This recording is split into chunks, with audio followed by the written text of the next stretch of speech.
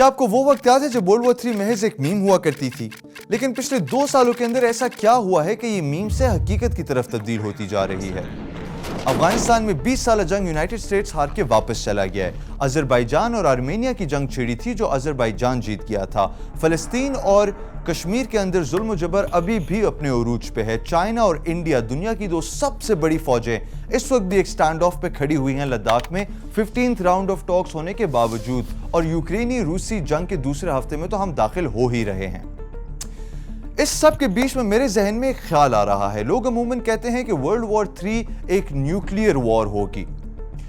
اگر ایسا ہی ہے تو آپ کو میں ایک یاد دہانی دلاتا چلوں کہ یوکرین ایک زمانے میں دنیا کا 3rd largest nuclear powered country تھی 1996 تک، بڈاپیسٹ میمورینڈم کے سائن ہونے تک۔ بڈاپیسٹ میمورینڈم کیا ہے؟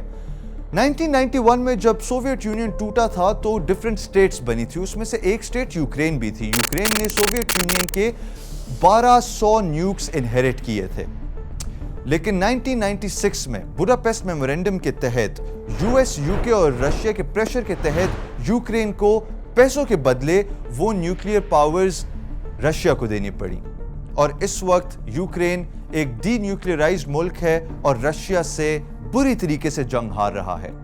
یہ سائن انہوں نے کیا کیوں تھا؟ کیونکہ NPT نان پرولیفریشن ٹریٹی 1968 میں جو لائی گئی تھی یونائٹڈ اسٹیٹس کی طرف سے، وہ اس لیے کہ اور ممالک نیوکلیئر پاورز نہ استعمال کریں، نہ حاصل کرنا شروع کریں۔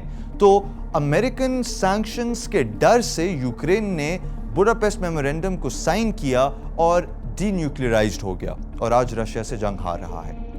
یہی NPT کا زور پاکستان پہ بھی بہت بڑا تھا، یہی ویسٹ تھا اور یہی NPT تھی جو پاکستان کے اوپر زور ڈالنا چاہ رہے تھے، لیکن پاکستان نے NPT سائن نہ کی۔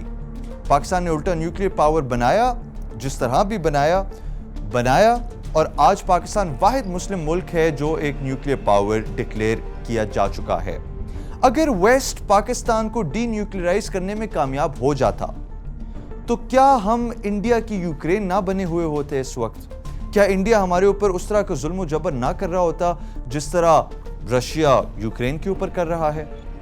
کیونکہ سیدھی سی بات ہے، ویسٹ تو نہ یوکرین کے بچاؤ کے لیے آیا ہے، اور ویسٹ تو کبھی پاکستان کے بچاؤ کے لیے نہیں آیا۔ پاکستان وہ جس نے 80,000 جانیں گوا دی، لیکن ویسٹ آج بھی پاکستان کو ہی ٹیررسٹ کہتا ہے۔